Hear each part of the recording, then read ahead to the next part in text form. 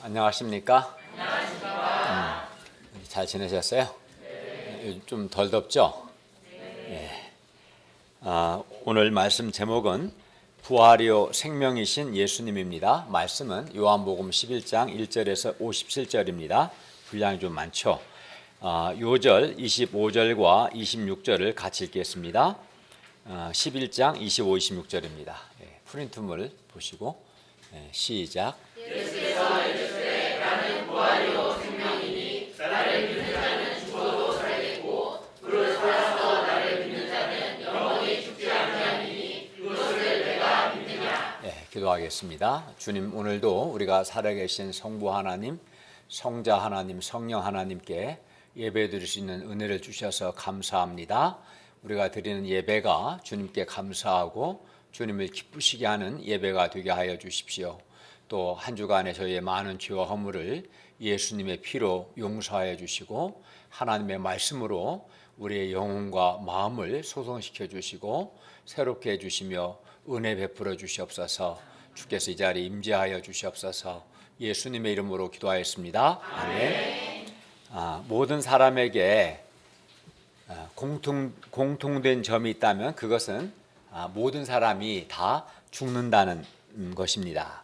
그리고 사람들은 다른 건 몰라도 죽음은 어쩔 수 없는 것으로 생각하고 이 죽음이라는 인간 실존 앞에서 무력감, 두려움, 깊은 슬픔, 허무, 무의미 등을 느끼며 이러한 죽음의 그늘 아래서 살아갑니다. 어쩔 수 없다고 생각합니다. 게다가 성경은 히브리서 9장 17절에 보면 사람이 한 번 죽는 것으로 끝나지 않고 그 후에는 반드시 하나님의 심판이 있다고 말씀합니다.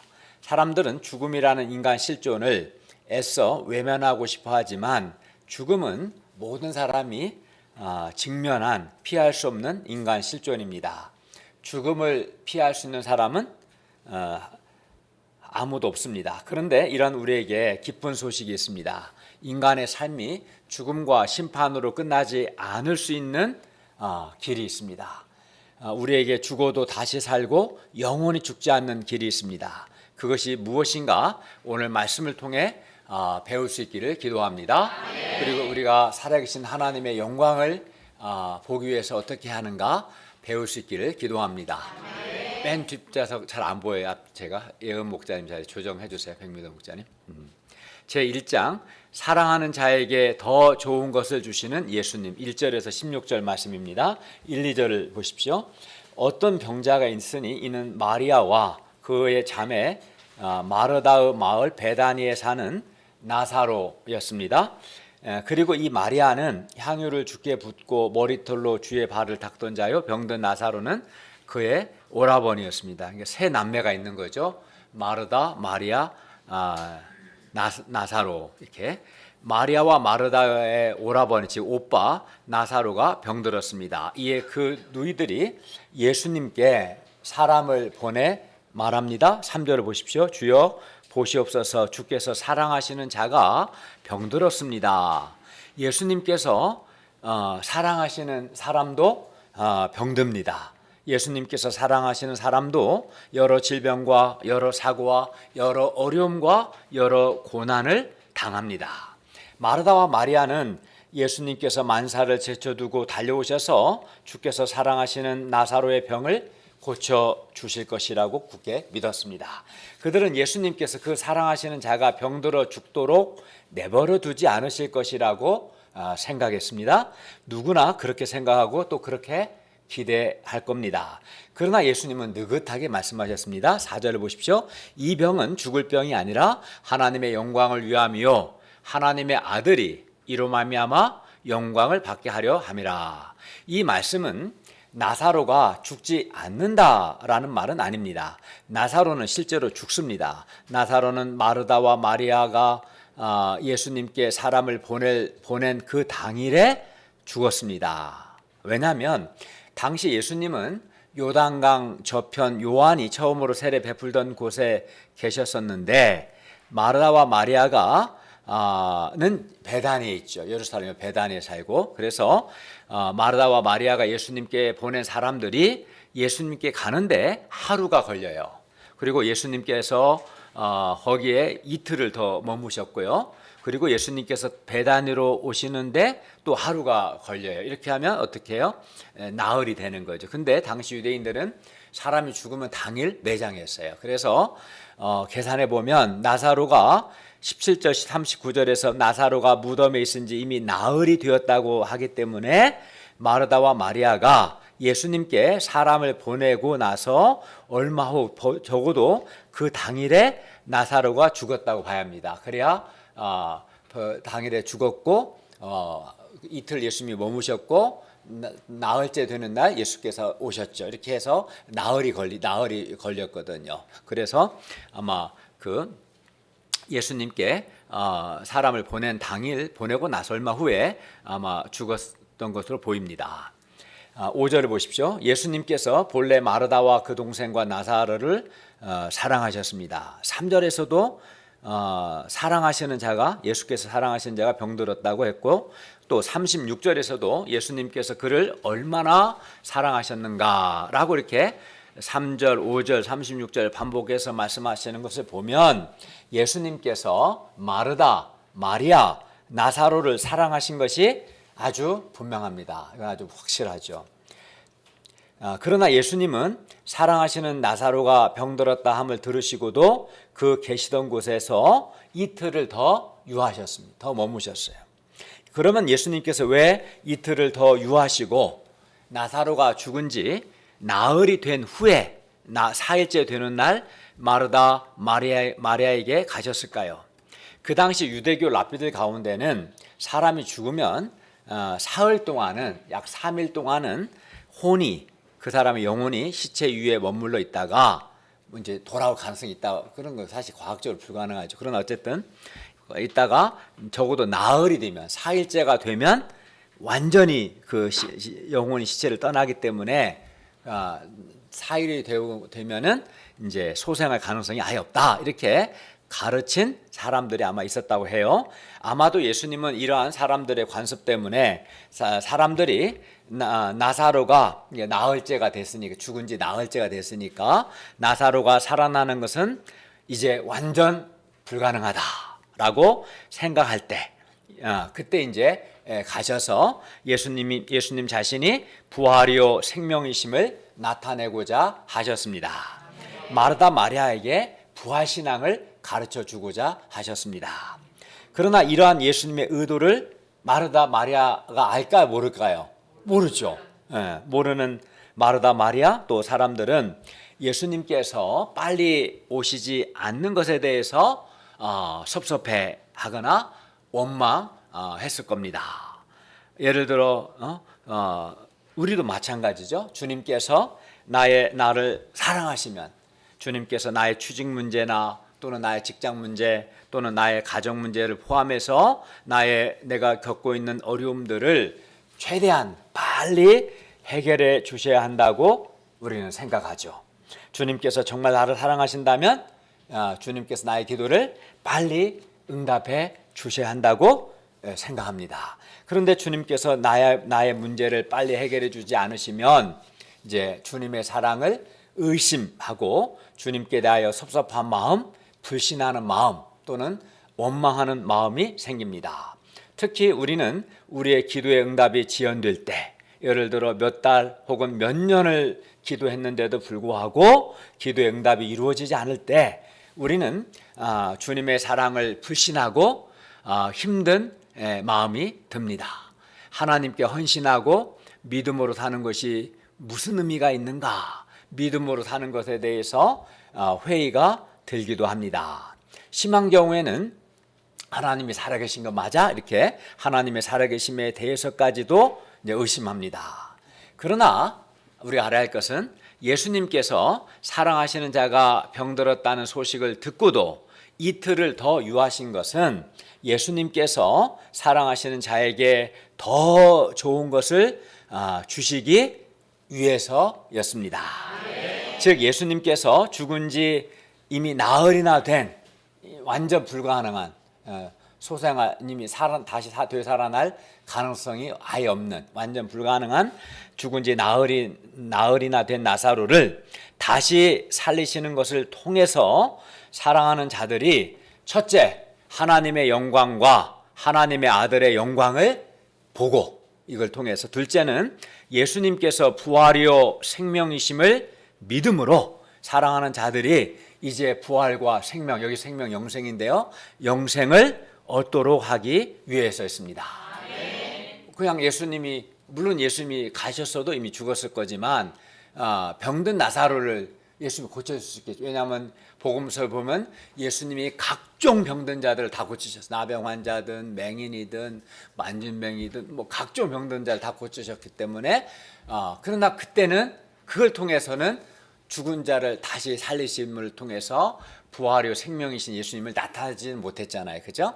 이제 죽은 지 나흘이 된 이 상황에서 이때야말로 더 극적으로 하나님의 영광, 하나님의 아들의 영광을 보여주고 부활이요 생명이신 예수님께 대한 믿음을 가르치기 좋은 기회다, 이렇게 보시고 부활과 생명을 얻도록 하기 위해서였습니다. 그리고 이것이 예수님께서 사랑하시는 자에게 주고자 하셨던 더 좋은 겁니다. 병을 고치는 것보다 더 좋은 것이죠. 4절을 읽겠습니다. 시작.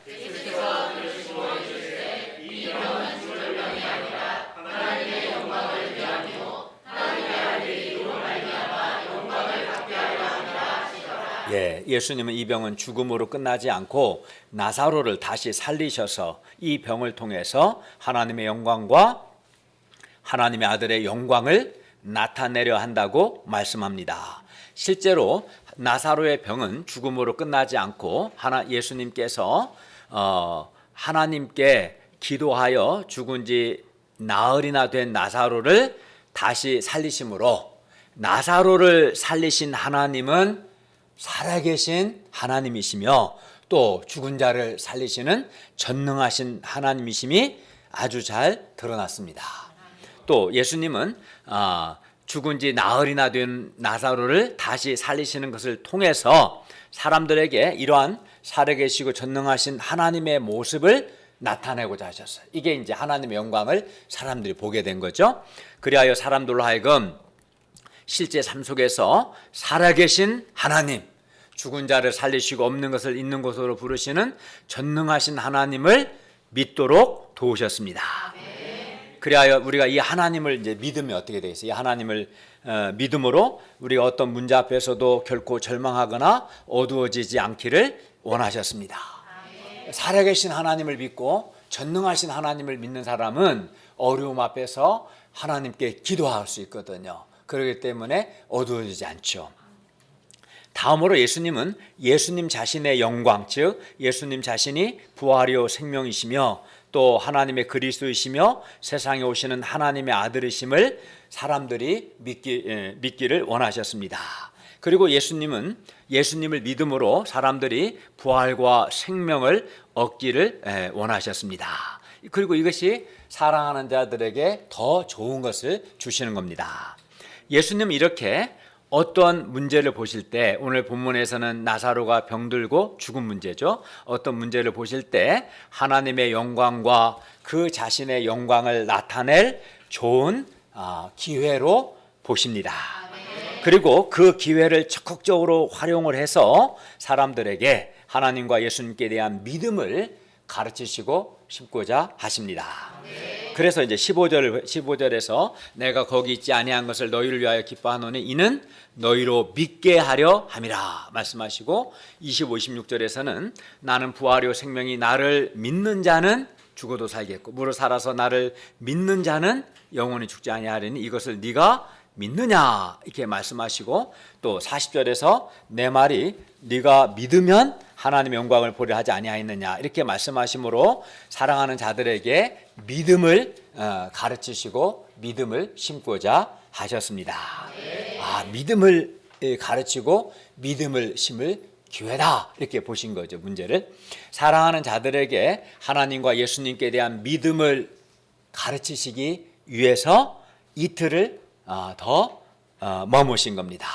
사랑하시는 자들이 살아계신 하나님, 전능하신 하나님께 대한 믿음, 또 부활이요 생명이신 예수님께 대한 믿음, 예수님이 그리스도시요 살아계신 하나님의 아들이심을 믿는 믿음을 갖는 것이 당장에 질병 고쳐주는 것보다 더 좋은 것이고 최고로 좋은 것입니다. 왜냐하면 하나님과 예수님께 대한 믿음이 있는 사람은 인생의 어떤 어려움과 절망적 상황에서도 어두워지지 않고 하나님을 믿고 의지해서 하나님이 주시는 지혜와 내적인 힘과 은혜를 덧입고 승리할 수 있기 때문입니다. 그래서 예수님은 사랑하는 자들에게 살아계신 하나님과 예수께 대한 믿음을 심기를 원하셨습니다. 사람들은 문제가 빨리빨리 해결되기를 바라고 빨리 해결되지 않으면 힘들어하고 하나님의 사랑을 의심하고 힘들면 불평하고 또 하나님을 원망하기도 합니다. 또 신앙생활에 대해서도 회의를 갖기도 합니다. 그러나 예수님은 우리의 믿음을 위해서 우리가 믿음의 사람이 되도록 하기 위해서 필요하다고 생각하시면 이틀을 더 유하시기도 합니다. 오늘 본문에서 예수님은 요단강 저편에서 이틀을 더 유하셨습니다. 그러나 필요하면 이틀뿐만 아니라 2개월, 2년, 심지어 20년을 더 지체하실 수도 있습니다. 물론 예수님께서 지체하시는 이 기간이 당사자에게는 오늘 본문에서는 마르다나 마리아에게는 매우 힘들고 매우 고통스러운 시간일 것입니다. 그러나 이때 우리는 어떻게 합니까? 지체되는 이 기간에 우리는 이때 하나님의 사랑을 의심하고 힘들어할 것이 아니라 하나님의 사랑과 하나님의 선하심을 확신하고 이때야말로 이 지체되는 이 시간이야말로 살아계신 하나님의 영광을 보고 믿음을 배울 수 있는 좋은 기회라고 생각해야 합니다. 그게 오늘 본문에서 주는 메시지 중 하나입니다. 그리고 이렇게 하나님과 하나님의 아들의 영광을 보고 믿음을 갖도록 하는 것, 그리하여 믿음으로 부활과 생명을 얻고 또 믿음으로 도전하고 개척하고 승리하는 삶을 사는 것, 이것이 예수님께서 사랑하시는 자에게 주시는 더 좋은 것입니다. 이와 같이 예수님은 사랑하는 자에게 더 좋은 것을 주십니다. 사랑하시니까 더 좋은 걸 주시죠. 그러므로 우리가 우리의 기도의 응답이 늦어지고 또 어떤 때는 상황이 더 악화되는 것 같을지라도 오늘 본문에서는 악화됐죠. 병들었다가 죽었으니까요. 그렇게 상황이 악화되는 것 같을지라도 하나님께서 사랑하시는 자에게 더 좋은 것을 주신다는 확신을 갖고 인내할 수 있기를 기도합니다. 7절을 보십시오. 예수님은 그 후에 제자들에게 유대로 다시 가자 하셨습니다. 그러나 제자들은 할 수만 있으면 다시는 유대로 예루살렘으로 가지 않고자 했습니다. 그래서 제자들이 예수님께 말합니다. 8절을 보십시오. 랍비요, 방금도 유대인들이 돌로 치려 했는데 또 그리로 가시려고 합니까? 제자들의 마음은 돌에 맞아 죽을 것 같은 두려움으로 어두웠습니다. 11절에서 14절을 보십시오. 11절입니다. 우리 친구 나사로가 잠들었도다. 그러나 내가 깨우러 가노라. 그러나 제자들이 말합니다. 12절입니다. 주여 잠들었으면 낫겠습니다. 예수님은 은유적으로 나사로의 죽음을 잠들었다고 말씀하신 것이나 제자들은 문자적으로 나사로가 정말 문자적으로 잠들어 쉬는 것을 가리켜 말씀하신 줄 생각했습니다. 그래서 예수님은 밝히 말씀합니다. 14절 보십시오. 나사로가 죽었느니라. 그러나 그렇게 말씀하시는 예수님은 나사로가 죽었는데도 예수님의 마음은 전혀 어둡지 않고 밝았습니다. 오히려 기뻐하셨어요. 이상하죠? 15절을 보십시오. 다 한번 같이 읽을까요? 시작. 내가 거기 있지 아니한 것을 너희를 위하여 기뻐하노니 이는 너희 못 믿게 하려 함이라. 그러나 그에게로 가자 하시니. 예수님은 나사로가 죽었다는 것을 아셨고 이제 죽은 나사로를 살리기 위해서 가시려 했습니다. 그러나 도마가 다른 제자들에게 생뚱맞은 말을 합니다.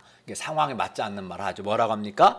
우리도 주와 함께 죽으러 하자. 지금 예수님 죽으러 가는 게 아니라 죽은 지 나흘이나 된 나사로를 살리셔서 하나님의 영광, 하나님의 아들의 영광을 나타내고자 하기 가시는 거죠. 제2장 부활이요 생명이신 예수님 17절에서 44절 말씀입니다. 17절을 보십시오. 예수님께서 와서 보시니 나사로가 무덤에 있은지 이미 나흘이나 즉 4일이나 되었습니다. 예수님을 맞은 마르다는 안타까운 마음으로 말합니다. 21절을 보십시오. 주께서 여기 계셨더라면, 여기 베단이 계셨더라면 내 오라버니가 죽지 아니하였겠습니다. 이는 마르다가 예수님께서 여기 베다니에 계셨으면 나사로가 죽지 않았을 텐데 하는 안타까움과 아쉬움을 표현한 겁니다. 22절을 보십시오. 그러나 나는 이제라도 주께서 무엇이든지 하나님께 구하시는 것을 하나님이 주실 줄을 압니다. 이는 마르다가 예수님께서 하나님께 기도하시면 나사로가 죽은 지 나흘이나 된 나사로가 지금 다시 살아난다는 것을 믿는다라는 뜻은 아닙니다. 마르다는 예수님께서 나사로를 살리신다 해도 마지막 날에 살리실 것으로 생각합니다. 따라서 22절은 마르다가 예수님과 하나님과의 친밀한 관계를 믿는다는 뜻입니다. 예수님이 이러한 마르다에게 분명히 말씀합니다. 23절을 보십시오. 네 오라비가 다시 살아나리라. 그러나 마르다는 39절에 보면 무덤에 있은 지 이미 나흘이나 되는 나사로가 다시 살아난다는 것은 생각조차 할 수 없었습니다. 설사 오빠가 다시 살아난다 해도 그것은 먼 훗날 마지막 날에나 이루어질 일로 생각했습니다. 그래서 24절을 보면 마르다는 마지막 날 부활 때에는, 지금이 아니라 마지막 날 부활 때에는 다시 살아날 줄을 내가 압니다 라고 말합니다. 예, 예수님께서 다시 말씀합니다. 25절 상반절을 보십시오. 나는 부활이요 생명이니. 예수님은 부활이요 생명이십니다. 여기서 부활이 뭡니까? 부활은 죽음을 이기는 겁니다. 그래서 부활이신 예수님은 죽음을 이기십니다. 부활이신 예수님은 죽은 자를 살리십니다. 예수님은 또 생명이시기 때문에 사람에게 생명을 주십니다. 물론 여기서 말하는 생명은 조회, 즉 영생을 가리킵니다. 그러면 부활이요 생명이신 예수님을 믿는 사람은 어떻게 됩니까? 첫째, 예수님은 부활이요 생명이시기 때문에 예수님을 믿는 자는 죽어도 다시 삽니다. 25절을 보십시오. 나는 부활이요 생명이니 나를 믿는 자는 죽어도 살겠고. 부활이신 예수님을 믿는 사람은 죽어도 다시 삽니다. 왜 그렇습니까? 왜냐하면 부활이신 예수님께서 죽은 자를 다시 살리시기 때문입니다. 사도 바울은 고린도전서 15장 51, 52절에서 이렇게 말합니다. 보라, 내가 너에게 비밀을 말하노니 우리가 다 잠잘 것이 아니요, 죽음으로 끝나는 게 아니라 마지막 나팔에 순식간에 홀연히 다 변화되리니 나팔 소리가 나매 죽은 자들이 썩지 아니할 것으로 다시 살아나고 우리도 변화되리라.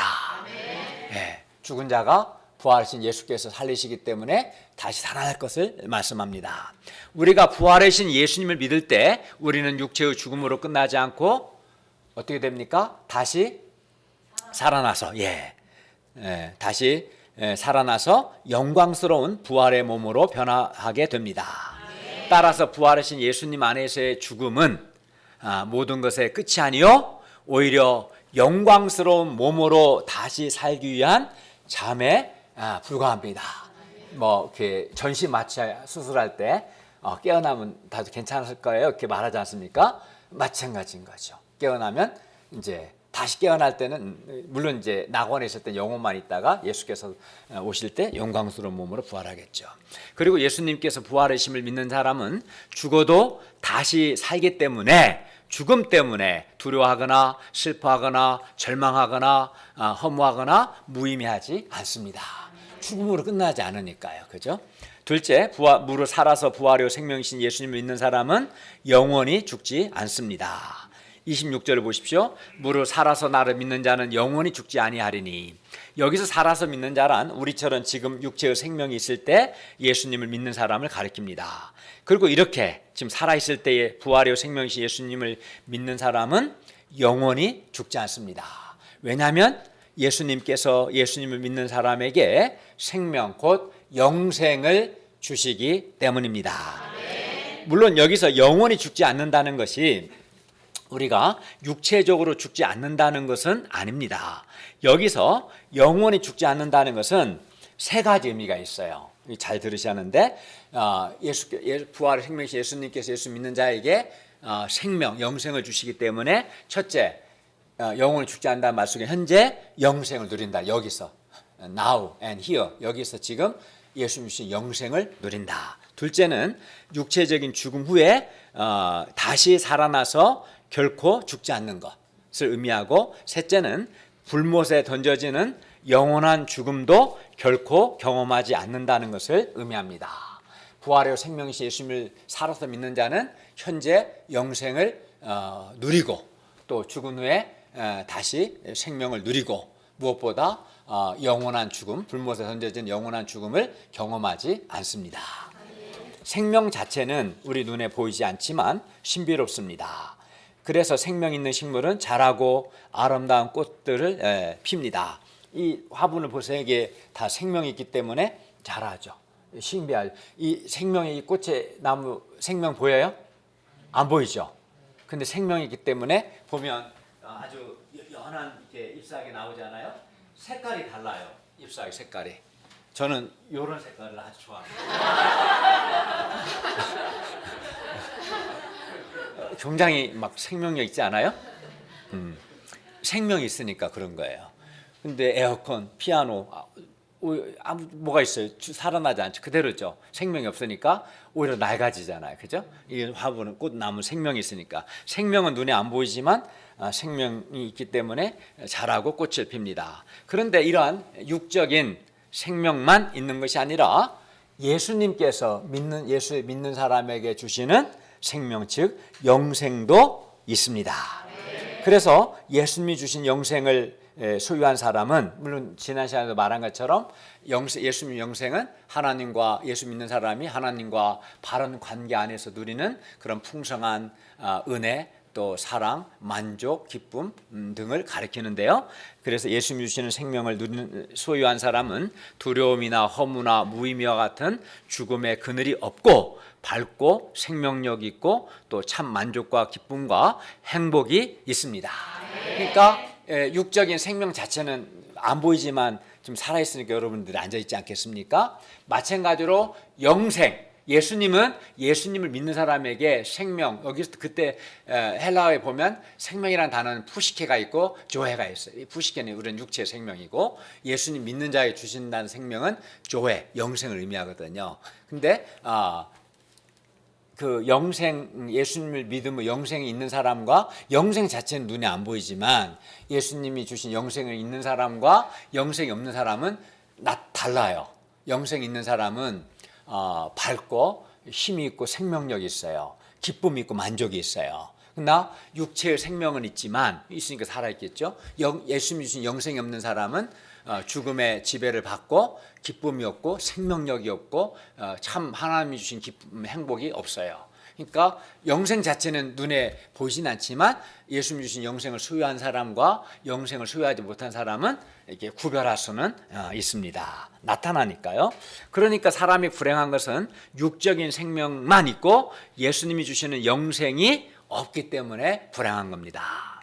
그래야 예수님이 주시는 영생이 없는 사람은 비록 돈이 많아도 죽음의 그늘 아래서 살다가 죽은 후에는 불못에 던져져 영원히 고통합니다. 그러나 부활이요 생명이신 예수님을 믿는 자는 현재 영생을 얻어서 밝고 생명이 있는 삶을 살다가 육체적으로 죽은 후에는 그의 영혼이 낙원에 있다가 장차 예수께서 재림하실 때 영광스러운 몸으로 부활하여 그때는 결코 죽음을 경험하지 않고 영원히 삽니다.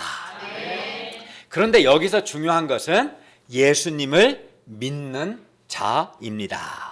부활이요 생명이신 예수님을 믿는 자가 죽어도 살겠고 무릇 살아서 예수님을 믿는 자가 영원히 죽지 않습니다. 그래서 예수님께서 마르다에게도 이것을 네가 믿느냐라고 물으십니다. 마르다는 고백합니다. 27절을 보십시오. 이르되 주여 그러하이다. 주는 그리스도시요 세상에 오시는 하나님의 아들이신 줄 내가 믿나이다. 부활과 생명은 오직 예수님을 믿음으로만 얻을 수 있습니다. 다른 방법으로는 부활과 생명을 얻을 수 없습니다. 그리고 부활과 생명 얻지 못하면 영원한 죽음, 불못에 던져지는 영원한 죽음, 심판을 받습니다. 또 살아있는 동안에도 육체의 생명이 있지만 영생이 없기 때문에 무기력한 삶, 기쁨이 없는 삶, 죽음에 지배받는 삶을 살게 돼요. 영생을 얻어야죠. 부활과 영생을 얻어야 돼. 근데 부활과 영생은 예수님을 믿음으로만 얻을 수 있습니다.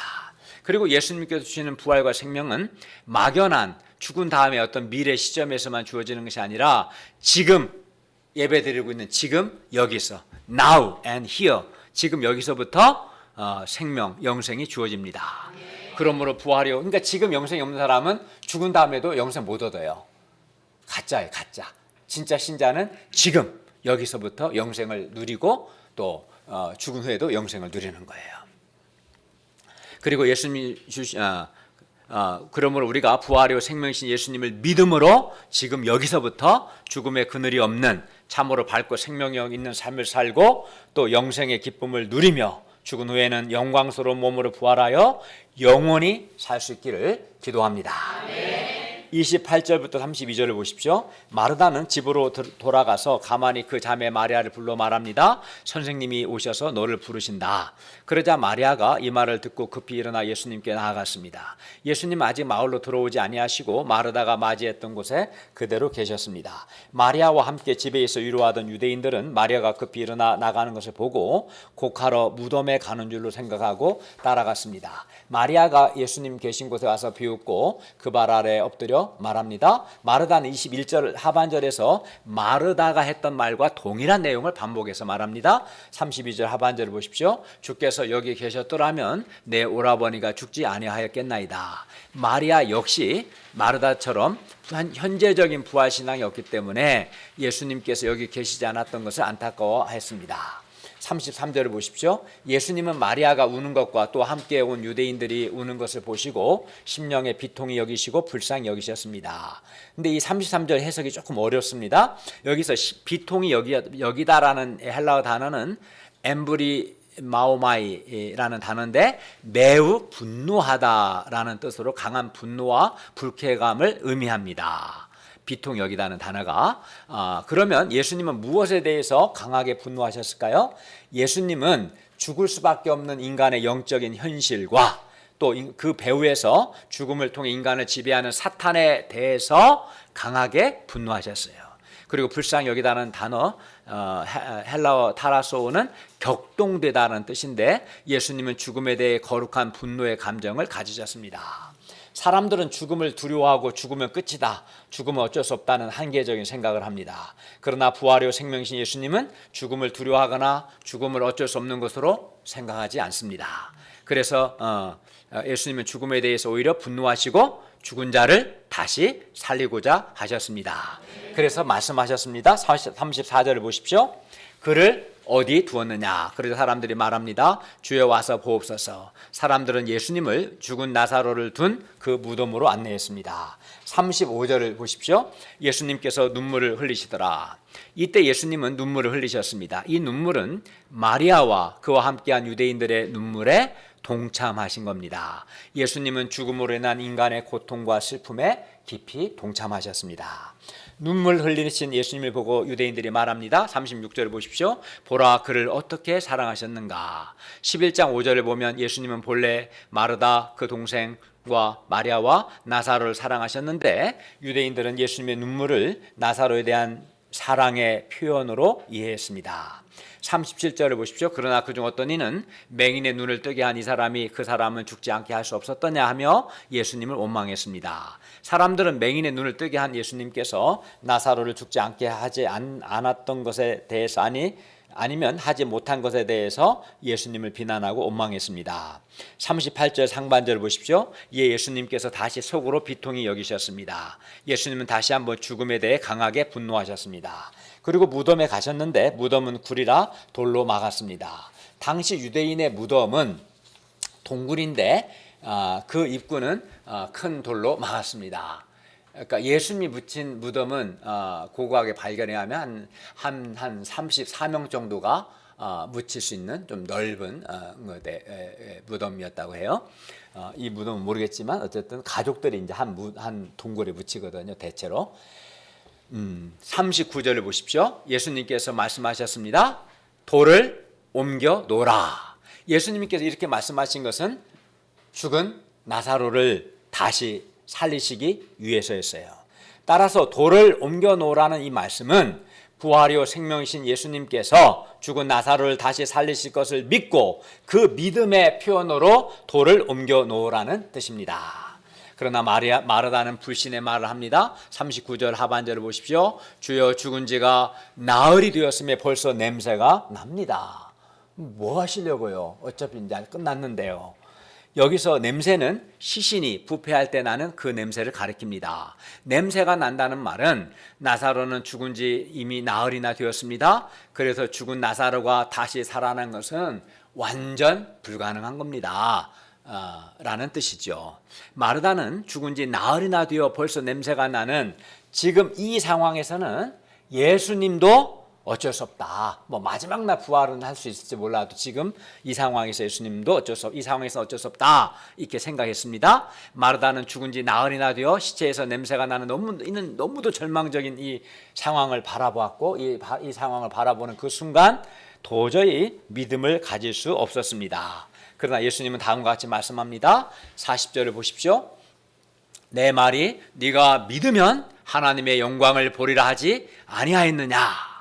예수님은 마르다가 절망적인 상황을 바라보고 부정적인 생각을 하거나 불신하지 않기를 원하셨습니다. 예수님은 마르다가 아무리 불가능해 보이는 상황일지라도 부활이요 생명이신 예수님과 네 오라비가 다시 살리라는 이 예수님의 말씀을 마르다가 믿기를 원하셨습니다. 우리도 마찬가지입니다. 아무리 불가능해 보이고 아무리 절망적으로 보여도 예수님은 우리가 예수님과 예수님의 말씀을 믿기를 원하십니다. 우리는 선택할 수 있어요. 불가능해 보이는 상황을 내가 받아들일지, 그럼에도 불구하고 예수님과 그의 말씀을 믿을지 선택할 수 있는데 예수님 우리가 믿기를 원하셨어요. 그래야 믿음이란 어떤 상황에서도 예수님과 예수님의 말씀을 믿는 것입니다. 그리고 40절에서 하나님의 영광을 보리라는 것은 하나님께서 죽은 지 나흘이나 된 나사로를 다시 살리시는 것을 보리라는 뜻입니다. 마르다가 예수의 말씀을 믿으면 비록 죽은 지가 나흘이나 되었고 냄새가 날지라도 죽은 나사로가 다시 살아납니다. 이게 하나님의 영광을 보는 거죠. 정말 하나님이 살아계시구나. 하나님은 정말 전능하시구나. 어떻게 죽은 지 나흘이나 되고 시신이 썩고 있는데도 죽은 사람을 다시 살리시는가. 이걸 통해서 살아계신 하나님, 전능하신 하나님을 보게 되는 것이죠. 우리는 믿어야, 그죠? 예수님께서 마르다에게 원하시는 것은 아무리 절망적인 상황일지라도 마르다가 예수님께서 부활이요 생명이심을 믿는 것입니다. 그런데 우리 역시 우리가 예수님을 믿을 때 죽은 나사로처럼 영적으로 죽어 냄새가 난다 해도 예수님은 영적으로 죽어 냄새나는 사람을 다시 살리셔서 새 인생을 살게 하십니다. 믿음을 가질 때. 그러니까 나사로 같은 경우는 첫 번째 단계 병들었잖아요. 어떻게 보면 병든 사람을 고치는 건 좀 수월하죠. 예수님 많은 사람 병든 자를 고치셨으니까. 근데 나사로는 이제 죽었죠. 또 죽은 지 나흘이나 되었죠. 더 심각한 거 아니겠어요? 병든 거하고 죽어서 나흘이 되어서 시신에 냄새가 나는 거하고 좀 다르지 않습니까? 더 힘들죠. 그러니까 우리가 사람을 도울 때도 그렇습니다. 좀 병든 사람, 좀 병든 정도는 그래도 이제 좀 말씀 공부도 신실하게 하고 주일 예배도 드리고 모임에도 참여합니다. 근데 이제 어떤 사람은 죽은 지 나흘이나 된 나사로, 그래서 막 냄새가 나는 것처럼 막 상태가 많이 안 좋은 거죠. 이거는 죽은 지 나흘이나 됐어요. 그래서 그거는 이제 비유적으로 표현한다면 그런 이제 죽은 지 나흘이나 된 것처럼 보이는 사람은 어때요? 그에게서 냄새가 나요. 어떤 냄새가 납니까? 무기력의 냄새, 불평과 원망의 냄새, 교만과 욕심의 냄새, 이기심과 자기중심의 냄새가 납니다.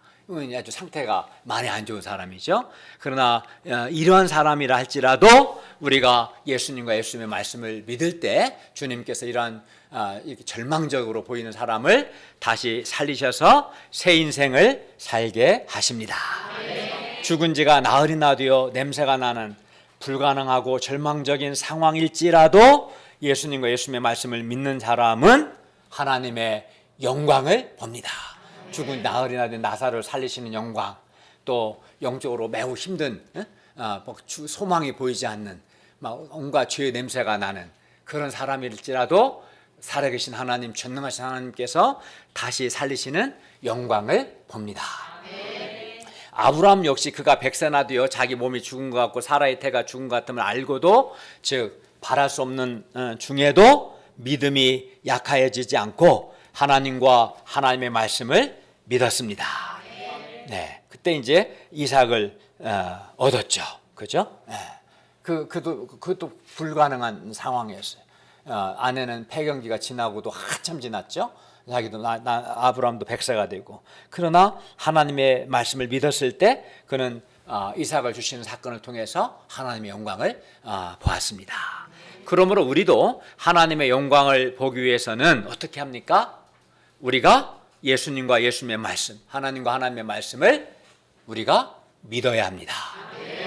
비록 죽은 지가 나흘이나 되어 냄새가 나는 것과 같은 너무나 아주 절망적이고 정말 불가능해 보이는 상황일지라도 우리가 예수님과 예수님의 말씀을, 하나님과 하나님의 말씀을 믿을 때, 믿어야만 우리가 살아계신 하나님의 영광, 하나님의 일하심을 경험할 수 있습니다. 믿음이 요구되는 거죠. 우리는 자꾸 마르다처럼 애가 병들 때는 그래도 소망이 있었는데 지금은 죽은 지 나흘이나 됐고 냄새가 나서 이제는 안 됩니다. 이런 생각이 들 때가 있거든요. 사람을 도울 때. 근데 그때라도 우리가 주님을 믿을 때 하나님의 영광을 볼 수 있습니다.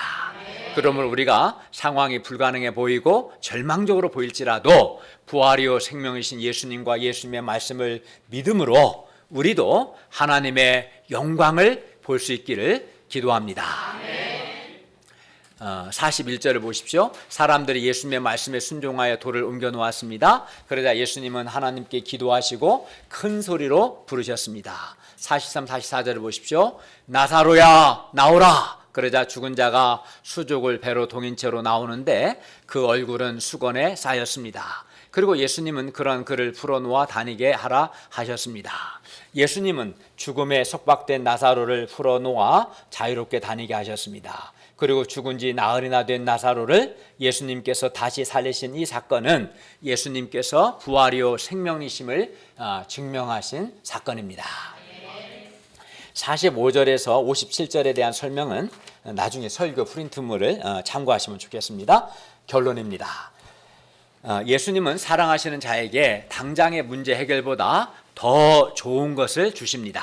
그리고 예수님은 부활이요 생명이십니다. 그러므로 첫째, 우리가 예수님께서 사랑하시는 자에게 더 좋은 것을 주신다는 확신을 가질 수 있기를 바랍니다.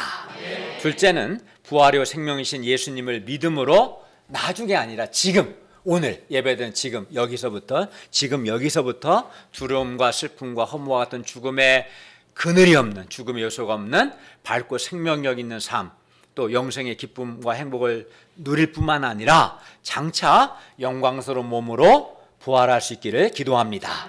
어떻게 해요? 지금 부활의 생명이신 예수님을 믿음으로. 셋째는 우리가 아무리 절망적인 상황일지라도 예수님과 예수님의 말씀을 믿음으로 돌을 옮겨 놓으라는 주님의 말씀에 순종하여 우리도 우리에게 요구되는 믿음의 행동을 할 수 있기를 기도합니다. 각 사람에게 요구되는 믿음의 행동이 있습니다. 오늘 본문에서는 문자적으로 돌을 옮겨 놓는 거지만 가령 요한복음 2장에서 어떻습니까? 혼인잔치집에서 예수님께서 하인들에게 항아리에 물을 채우라 말씀하셨고 하인들이 순종했을 때 채운 물이 포도주로 변하지 않습니까? 그 사람 상황에 따른 믿음 행동이 다 다르죠. 또 가령 요한복음 9장에서 날 때부터 맹인된 사람은 어떻게 말씀하셨어요? 실로암 못에 가서 씻으라. 이렇게 그게 실로암 못에 가서 씻는 것이 그에게 요구된 믿음의 행동이었습니다. 우리도 우리에게 요구되는, 각 사람에게 요구되는 믿음의 행동을 함으로써 지금 여기서 우리가 살아계신 하나님의 영광을 볼 수 있기를 기도합니다. 같이 기도하겠습니다. 은혜로우신 하나님 아버지, 오늘 말씀을 주셔서 감사합니다. 무엇보다 주님께서 사랑하시는 자에게 좋은 것을 주신다는 확신을 가지고 또 문제 해결이 바로 이루어지지 않거나 기도 응답이 지체되는 것 같을 때 불신에 빠지고 어두운 생각할 것이 아니라 하나님의 사랑과 선하심을 확신하고 끝까지 믿고 인내함으로 살아계신 하나님의 영광을 보게 해 주시기를 기도합니다. 또 우리가 사람들을 도울 때 병든 정도가 아니라 죽어 이미 나흘이나 지나고 냄새가 나는 것 같이 정말 절망적으로 보이는 상황도 있습니다. 그러나 그럴지라도 우리 주님께서 그러한 자를 다시 살리셔서 회복시키시고 새 인생 살게 하실 것을 끝까지 믿음으로 죽은 자를 살리시는 주님을 보고 영광을 체험할 수 있도록 도와주십시오. 예수님의 이름으로 기도하였습니다. 아멘.